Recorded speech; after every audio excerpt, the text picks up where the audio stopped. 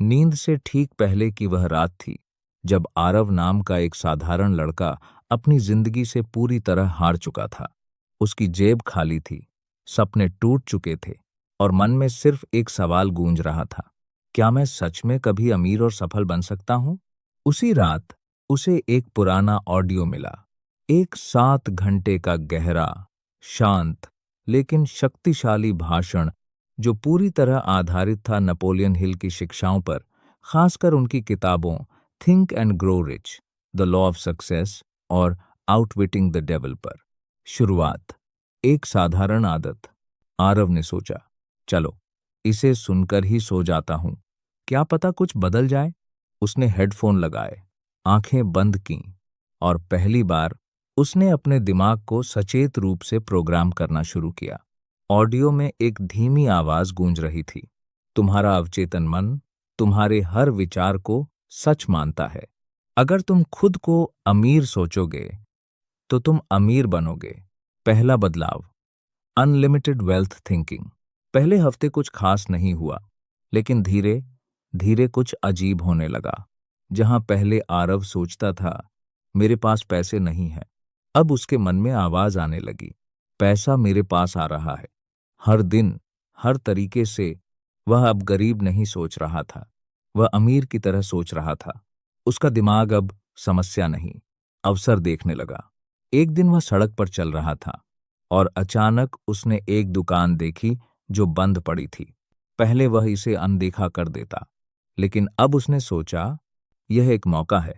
दूसरा बदलाव, definite chief M.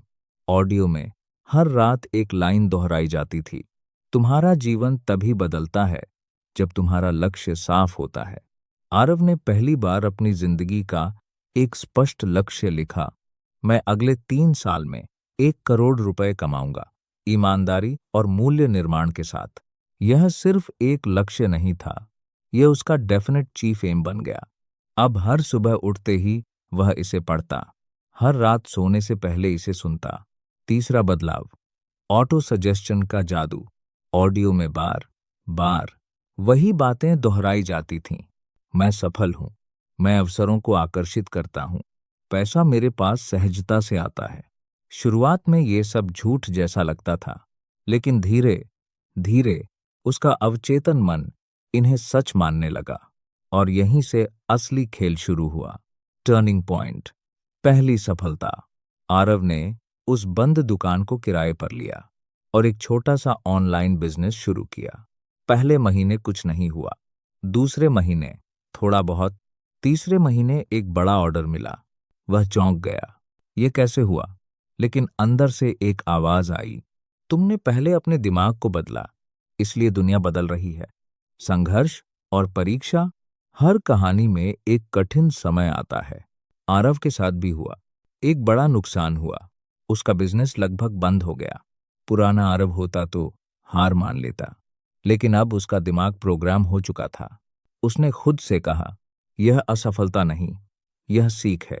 वह फिर खड़ा हुआ और इस बार और ज्यादा ताकत के साथ। Mastermind principal.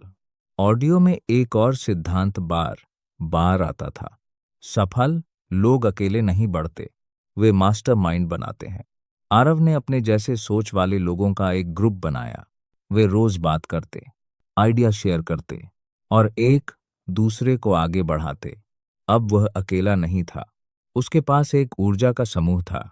Explosion of success. 1 साल के अंदर उसका बिजनेस 10x बढ़ गया। उसकी सोच पूरी तरह बदल गई। उसके पास नए अवसर खुद आने लगे। लोग पूछने लगे, तूने ऐसा क्या किया? वह मुस्कुराता और कहता, मैंने अपने दिमाग को बदल दिया। अंतिम सत्य, असली अमीरी। 3 साल बाद आरव ने अपना लक्ष्य पूरा कर लिया, 1 करोड़ रुपए से ज्यादा कमाए। लेकिन सबसे बड़ी बात यह नहीं थी, सबसे बड़ी बात यह थी, वह अब डर से मुक्त था।